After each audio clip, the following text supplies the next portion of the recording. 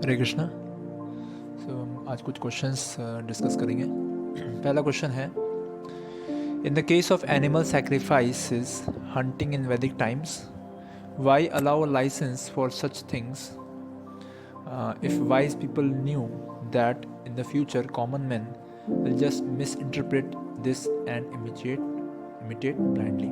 तो क्वेश्चन इस प्रकार है कि अगर पशु बलि और शिकार खेलने को के संदर्भ में चर्चा किया जाए वैदिक सभ्यता के संदर्भ में, तो क्यों लाइसेंस मतलब क्यों अलाउ किया गया है वेदों में ये पशु बलि को? अगर उस समय के लोग जानते थे कि आगे चल के कलयुग में लोग इसका दुरुपयोग करेंगे और इसकी नकल करेंगे, तो फिर भी इसको क्यों रहने दिया गया? वेदों में पशु बलि के बारे में क्यों बोला गया? तो ये प्रश्न है। सो आंसर हम डिस्कस करेंगे। सो आंसर इस प्रकार से है, पहले इंग्लिश में बोलेंगे, उसके बाद हिंदी में समझेंगे। Vedas gave provisions for animal sacrifice and other such acts primarily to give some concessions to those who might otherwise be able to refrain from them anyway।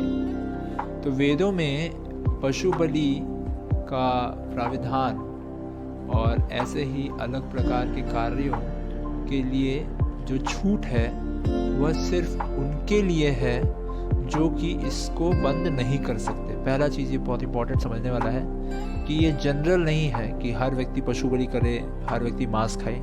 ये सिर्फ उनके लिए है जो इतने ललायत है, जिनकी इतनी बुरी आदत है कि वह इसको छोड़ नहीं सकते।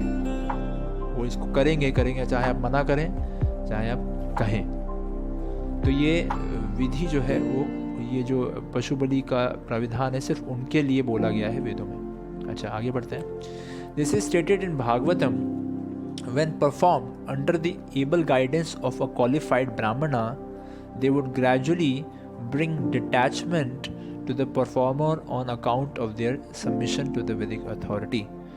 तो यह श्रीमद् भागवतम के 11वें स्कंद के 5वें अध्याय के 11वें श्लोक में बताया गया है कि जब यह पशु बलि का कार्य किसी की गाइडेंस में, मतलब कि किसी के निर्देशानुसार, किसी योगी ब्राह्मण के निर्देशानुसार किया जाता है, तो क्या होगा, उससे धीरे धीरे विरक्ति आएगी उस व्यक्ति की।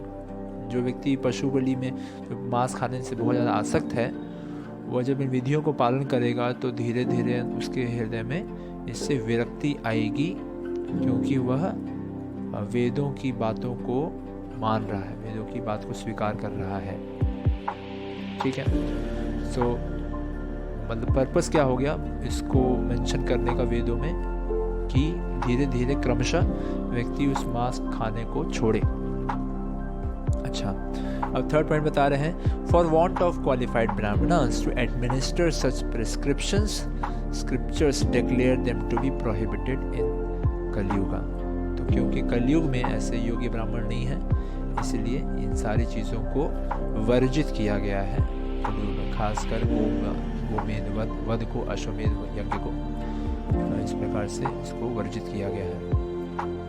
आगे बढ़ते हैं। Again, what is important in proper application under proper guidance. तो एक उदाहरण ले रहे हैं यहाँ पे। In the drug store there are many drugs available and there is a danger that they may be misused, but those who are conscientious would abide by the warnings on the label and consult qualified physicians। तो बता रहे हैं कि दवा खाने में अनेकों प्रकार की दवाएं होती हैं, और अगर उनका मिसयूज़ किया जाए दवाओं का, तो उससे खतरा भी हो सकता है। अगर दवाई खा लिया गलत प्रकार की तो नुकसान भी करेगा। परंतु जो कि बहुत सचेत होते हैं वो क्या करेंगे, उस दवाई के पीछे जो वार्निंग लिखी गई है उसको सावधानी से पढ़ेंगे, उसका पालन करेंगे, और साथ ही साथ किसी योग्य डॉक्टर को भी कंसल्ट करेंगे। सिमिलरली, इसी प्रकार से the Vedas are a vast body of knowledge containing prescriptions for the entire range of human civilisations. तो वेदों का जो ज्ञान है वो अथाह है, और वह पूरी मनुष्य सभ्यता के लिए है, एंड फॉर ऑल टाइम्स। और सिर्फ ऐसा नहीं कि सिर्फ कलयुग के लिए, परंतु हर युग के व्यक्तियों के लिए है। They are not to be applied whimsically। तो जिस प्रकार से कोई दवाओं को ऐसे नहीं खा लेगा, डॉक्टर का प्रिस्क्रिप्शन लेगा, उसकी वार्निंग को देखेगा, उसी प्रकार से वेदों की बातों को जीवन में उतारने से पहले व्यक्ति को चाहिए वो किसी प्रॉपर गाइडेंस में उसको स्वीकारे और उसके समझे कि वो उस चीज़ का पालन करने से क्या नुकसान या क्या फ़ायदे होंगे। ये बहुत ज़रूरी है।